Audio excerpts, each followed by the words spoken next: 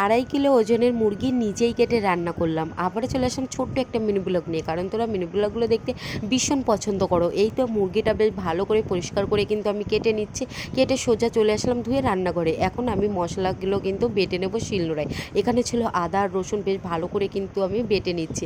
এটা যেহেতু পোলট্রির মাংস, তাই এর মধ্যে আমি রসুনের পরিমাণটা একটু কম দিয়েছি আর আদার পরিমাণটা একটু বেশি দিয়েছি আর কি, পরিমাণ মতো, মানে যেরকমটা লাগবে সেরকমভাবেই আমি দিয়েছি। এই তো এখানে বেশ ভালো করে কিন্তু মশলাটা আমি মিক্স করে নিচ্ছি। আর অন্যদিকে আমি কড়াইতে কিন্তু আলুটাও বেশ ভালো করে ভেজে আমি রেখে দিয়েছিলাম। এবার সেই ভাজা তেলে আর সামান্য কিছু একটু তেল অ্যাড করে দিয়েছি। এবার কুচানো পেঁয়াজটা দিয়ে বেশ ভালো করে কিন্তু ব্রাউন কালারের করে আমি ভেজে নেব। আর পেঁয়াজ ভাজা ভালো না হলে কিন্তু মাংস থেকে একটা গন্ধ বেরোয়, যেটা একেবারেই কিন্তু ভালো লাগে না। এই তো এখানে হচ্ছে আমি বেশ ভালো করে পেঁয়াজটা ব্রাউন কালারের করে ভেজে নিয়েছি, যাতে মাংসের কালারটাও বেশ ভালোভাবেই আসবে।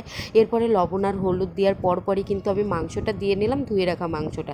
এখন বেশ ভালো করে সমস্ত কিছুর সঙ্গে কষিয়ে নেওয়ার পরে এখন এক এক করে আরও যে গুঁড়ো মশলাগুলো রয়েছে সমস্ত কিছু দিয়ে দেবো। লঙ্কার গুঁড়ো, তার পাশাপাশি জিরের গুঁড়ো, মিট মশলা সমস্ত কিছুটা দিয়ে বেশ ভালো করে কষিয়ে নেব। মাংস সব থেকে কষানো যত বেশি ভালো হয় খেতে কিন্তু ঠিক ততটাই কিন্তু মজার হয়। তো যাই হোক, এই তো এখানে আমি ঢেকে ঢেকেই কিন্তু মাংসটা কষিয়ে নিচ্ছিলাম।